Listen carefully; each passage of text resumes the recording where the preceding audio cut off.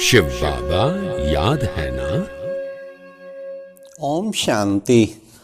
सुनते हैं आज प्यारे बाप दादा के 25 अगस्त 71 के अव्यक्त महावाक्य।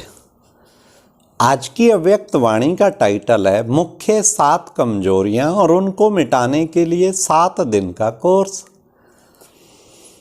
तो आज प्यारे बाबा ने मुरली में एक तो पूछा कि कौन सी विधि अपनाएं जिससे वृद्धि को पाते ही रहेंगे, और दूसरा बाबा ने मुख्य 7 कमजोरियां कौन सी हैं जिन्हें मिटाना है।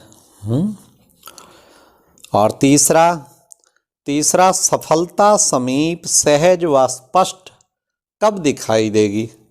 और एक बाबा ने कहा महान बनने के लिए 3 बातें कौन सी याद रखें। तो बहुत इंटरेस्टिंग बाबा की मुरली है, सुनते हैं।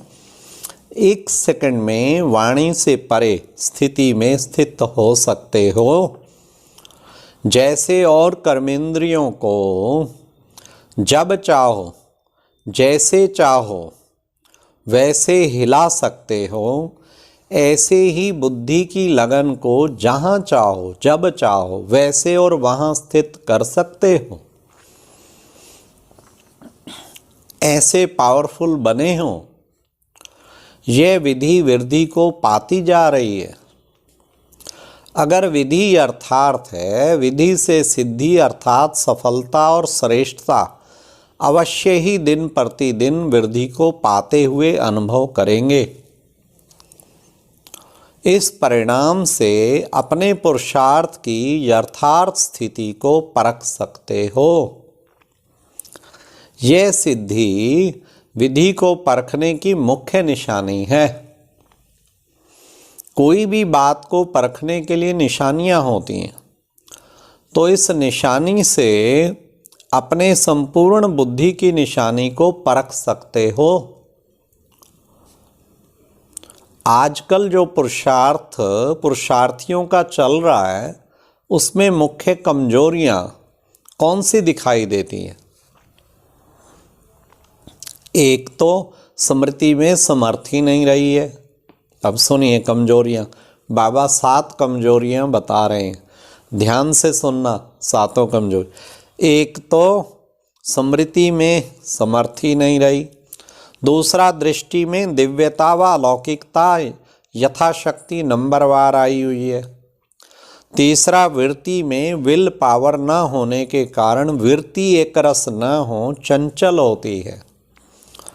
निराकारी अवस्था का टेंशन कम होने के, ये चौथा, निराकारी अवस्था का टेंशन कम होने के कारण मुख्य विकार देह अभिमान काम और क्रोध, इन तीनों का वार समय प्रति समय होता रहता है। 5वां संगठन में रहते संपर्क में आते वायुमंडल वाइब्रेशन अपना इंप्रेशन डालता है। 6, अव्यक्त फरिश्तेपन की स्थिति कम होने कारण अच्छी व बुरी बातों की फीलिंग आने से फेल हो जाते हैं। 7वां अपनी याद की यात्रा से संतुष्ट कम है। यह है पुरुषार्थियों के पुरुषार्थ की नंबरवार रिजल्ट। अब इन 7 बातों को मिटाने के लिए फिर से 7 दिन का कोर्स कराना पड़े। इन 7 बातों को सामने रख 7 दिन का कोर्स जो औरों को कराते हो, वह अपने आप को रिवाइज कराना। हाँ, एक बार रिवाइज करना चाहिए ना कोर्स। एक एक बात निश्चय में अच्छी तरह बैठे। तो बाबा ने आज रिवाइज करने को कहा। जैसे मुरलियों को रिवाइज कर रहे हो ना, तो रिवाइज करने से नवीनता और शक्ति बढ़ने का अनुभव करते हो। ऐसे अब एकांत में बैठ अमृत वेले जो 7 बातें सुनाई, उन पर एक एक बात का निवारण हर दिन के पाठ में कैसे समाया हुआ है, वह मनन करके मक्खन अर्थात सार निकालना और आपस में लेन देन करना। तो बाबा ने कहा कोर्स तो किया है, और ये भी अव्यक्त वाणी जो बहुत पुराने शुरू से हैं, उन्हें मालूम हो पहले सप्ताह कोर्स गीता आधार पे कराया और फिर ये बाबा की अव्यक्त वाणी शुरू की। तो बाबा ने कहा कि बच्चे कोर्स तो किया है, लेकिन जैसे जिज्ञासुओं को कोर्स कराने के बाद हर पाठ की युक्ति बताते हो ना, वह टेंशन दिलाते हो ना, वैसे आप हर एक रेगुलर गॉडली स्टूडेंट अब फिर से एक सप्ताह का पाठ को प्रैक्टिस और प्रैक्टिकल में लाओ। जैसे साप्ताहिक पाठ करते हैं ना, आप लोग भी सर्विस में पवित्रता सप्ताह, अब शांति सप्ताह प्रोग्राम रखते हो ना, ऐसे वैसे ही अपनी प्रोग्रेस के लिए हर पाठ का साप्ताहिक पाठ प्रैक्टिस में लाओ। मतलब जो बाबा ने 7 बातें बताई उसका भी 7-7 दिन की कोर्स बनाओ। ये बाबा कह रहे 7 दिन प्रैक्टिस करो खूब, तो रिवाइज होने से क्या होगा, सफलता समीप, सहज और स्पष्ट दिखाई देगी। महान बनने के लिए अब सुनिए 3 बातें, बड़े ध्यान से सुनना और बड़े काम किए। महान बनने के लिए एक तो अपने को पुरानी दुनिया में मेहमान समझो। दूसरी बात, जो भी संकल्प व कर्म करते हो तो महान अंतर की बुद्धि में रख संकल्प और कर्म करो। तीसरी बात कि बाप के व अपने दैवी परिवार की हर आत्मा के गुण और श्रेष्ठ कर्तव्य की महिमा करते रहो। तो बाबा ने 3 मेहमान, महान अंतर और महिमा, ये 3 बातें चलती रहें तो जो 7 कमियां हैं ना वे समाप्त हो जाएंगी। खूब महिमा करो, बाबा की करो, औरों की भी करो, हाँ मेहमान समझो और महान अंतर बुद्धि में रखो, श्रेष्ठ काम करने। मेहमान ना समझने के कारण कोई भी रूप व रंगत में अट्रैक्शन और अटेंशन जाता है। तो फिर अटेंशन चला जाता है। महान अंतर को सामने रखने से कभी भी देह, अहंकार व क्रोध का अंश व वंश नहीं रह सकता। तीसरी बात, बाप की व हर आत्मा के गुणों की महिमा व कर्तव्य की महिमा करते रहने से किसी द्वारा किसी बात की फीलिंग नहीं आ सकती। आप बस महिमा ही करते रहो। और सदैव गुणों और कर्तव्यों की महिमा करने से याद की यात्रा, असंतुष्टता भी निरंतर व सहज याद में परिवर्तन हो जाएगी। इन तीनों शब्दों को सदा स्मृति में रखो तो समर्थिवान हो जाएंगे। दृष्टि, वृत्ति, वायुमंडल सभी परिवर्तन हो जाएंगे। द्वापर से लेके आज तक अपनी और अपने दैवी परिवार की आत्माओं की महिमा करते आए हो, कीर्तन करते आए हो।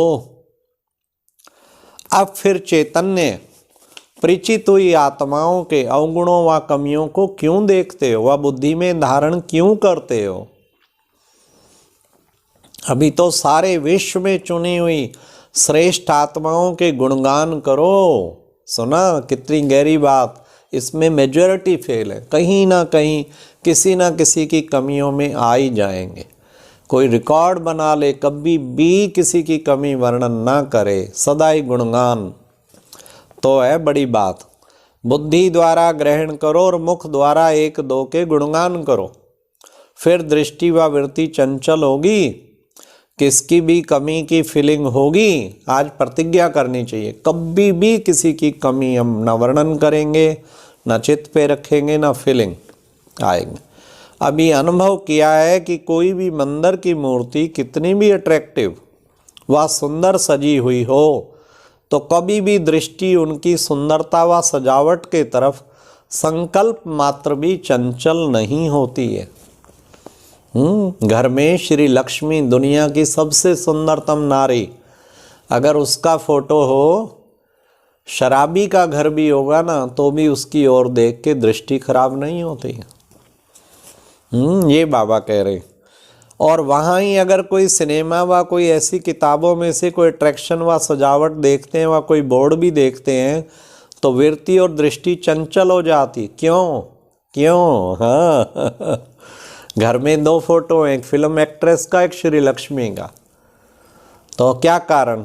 उधर बिल्कुल नहीं होती, सिर झुक जाता है, और उधर क्यों होती?